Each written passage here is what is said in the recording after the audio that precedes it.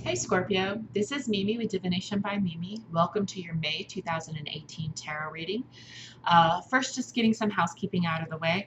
If you haven't subscribed, please do so. I would love to keep in touch with you, and you can set a notification reminder for when I upload videos. That way you can get your reading for your sign, your sun, your moon, your ascendant, Venus, and of course you can cross-watch for those in your family or your loved ones or maybe someone you're interested in.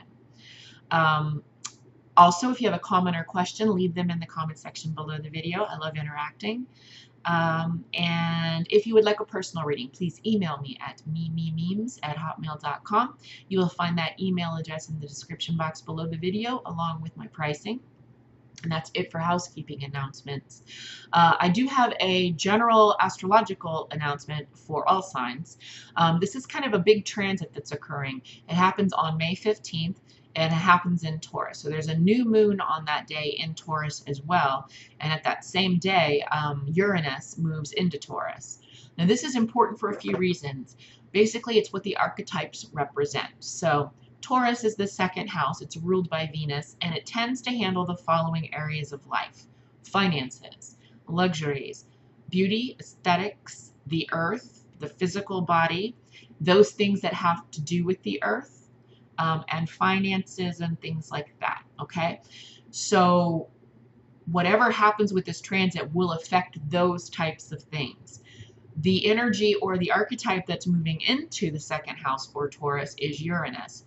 Uranus is a unpredictable, progressive, you don't know what it's going to do, but you do know it's going to change something type of energy. So think of like archetypes like Loki, a trickster type of energy, not with the intention of malice, just for the intention of change, to break up stagnant energy. So with it moving into that particular house and sign, it's going to have an effect on the things that that sign rules. So what did I mention? I mentioned the earth. We're kind of seeing the heralding energy of Uranus and Taurus in the Pacific Islands right now in the way of earthquakes and volcanoes. But it can happen in other ways. The earth, meaning earthquakes and volcanoes, things that have to do with the actual earth. Those are the types of things that would definitely be indicative of an unpredictable electric, eruptive energy like Uranus moving into that sign. So effects there. And of course, this transit's going to be lasting for 7 years. I think in October or November at some point Uranus will move back into Aries, but then we'll move right back into Taurus, where it will remain for the rest of the time. So right around 2026, I do believe it will be moving on at that point to Gemini, but we'll be experiencing these types of things in that 7-year period for the next 7 years. Other areas it could affect are financial institutions, farming, again, things to do with the earth. So as farming has to do with commodities, commodity trading has to do with the stock market, currency, banking, business, and all of the institutions that regulate that. Those are all up for change because Uranus is coming in there. Now, Uranus not only, in a lot of ways, it's a very positive thing. It's positive in that it is change, and that means progress. It brings progress, but there's a collectivism to it as well. Uranus rules Aquarius, which is the 11th house, which has to do with everyone, the betterment, the improvement, the progress for everyone. So this is very possibly a time where there will be strides technologically that help everyone. But we might be looking at a new way we do business. We might be looking at a new way in which we handle money. Currencies might change, banking might change, and again, the regulatory agencies around that. So what you can expect is unexpected things, but the one thing that you can expect is change. Change will be happening for the next 7 years in those areas of life. All right, Scorpio, I think that's all I wanted to cover about that transit. So let's get into your reading. I'm doing a 4-card pull. It is based upon some situation in your life, something that has your attention. So the first position is that thing. Second position is a positive aspect to it. Third position is a negative or stressful aspect to it. And the final position is Spirit's guidance in dealing with the situation. I am using the Thoth or the Tahuti deck. And this is for Scorpio. Fixed water sign and ruler of the 8th house. The shadow world. The deep investigation of areas of life that we don't look at every day. Sometimes we don't want to look at it, but regardless of whether we look at it or not, it is there. So the important thing about Scorpio and the 8th house and why you're so important to all of us is you show us the way to process that shadow work, to process those things about us that we don't necessarily like and incorporate them into us, integrate them into the whole person, the shadow and the light. Think of Jungian theory. What's going on for Scorpio? Our 8th house shadow investigators. Ghost chasers, I guess you could call it. For May 2018, fixed water, ruled by Pluto, transformation. What's up with Scorpio for May 2018? Holy Hecate, Chronic Goddess, Titaness. What is Scorpio? Fixed water. Thank you. Oh, no, not yet. Thank you. Need to know for May 2018. Okay, first card up. Works in reverse.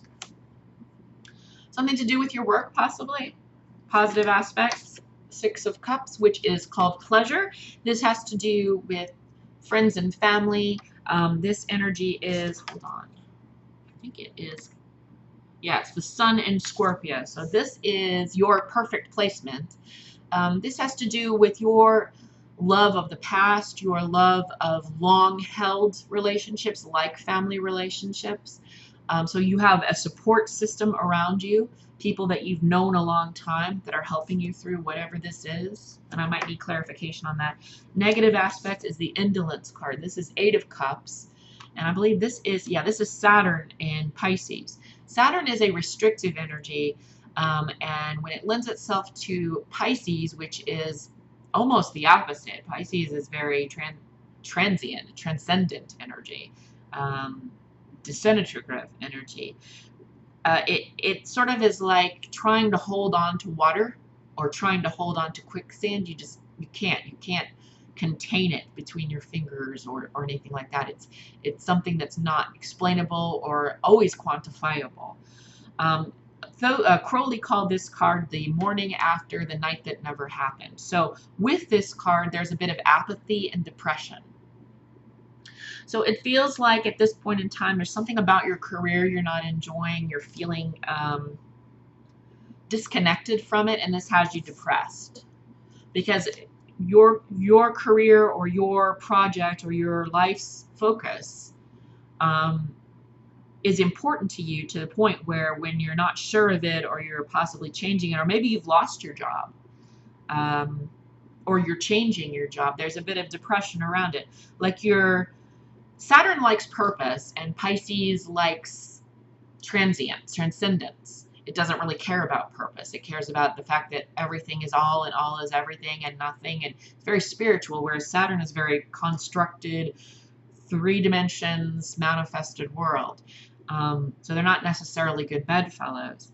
So when you can't grab on to what it is you want, and you can't actively focus and have drive or have ambition for something if you're not even really sure what it is that you want, this leaves you kind of depressed, which is, I think, what you're feeling. But remember, you've got friends you can rely on, and you might have to just, not forever, but step back and allow this to wash over you. Now, overall Spirit's advice, the overall advice from Spirit is 2 cards came up for that.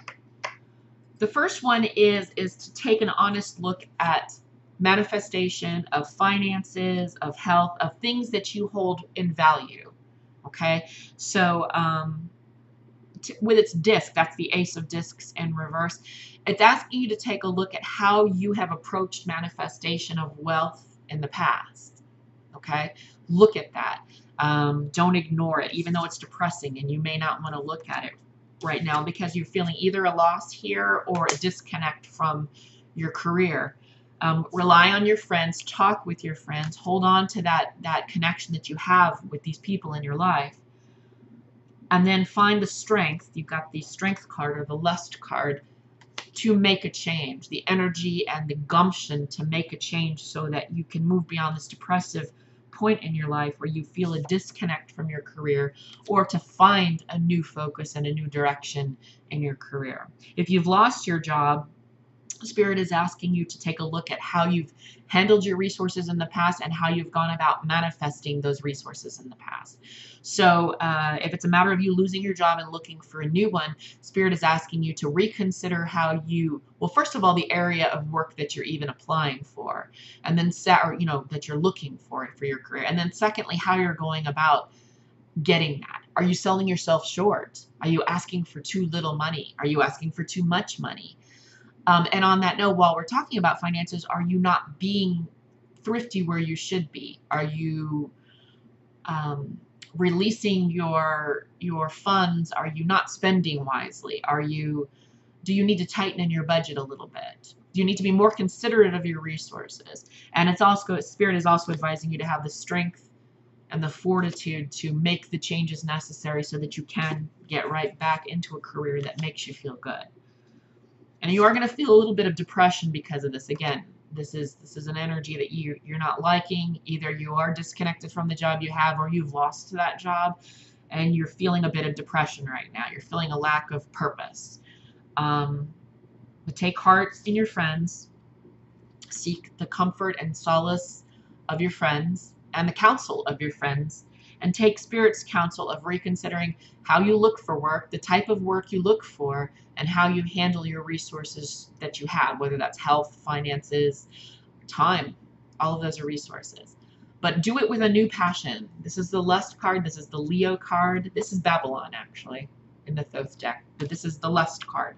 Its Hebrew letter attribution is Teth, which is a serpent. Serpent is wisdom. So you're being asked here to find the wisdom by reconsidering the way you've done things in the past, and then finding that fire, that passion, that lust for life again, to find a career, to go about that career, go for that career in such a way that you feel fulfilled again, that you have purpose again. All right, I hope this helps, Scorpio. Again, if you have any questions, leave them in the comment section below. And if you'd like a personal reading, please email me at mimimemes@hotmail.com. You can subscribe by clicking that red button. I would love that if you did. And otherwise, if I don't hear from you through the comment section or through a reading, I will look forward to talking to you in June. Take care, Scorpio.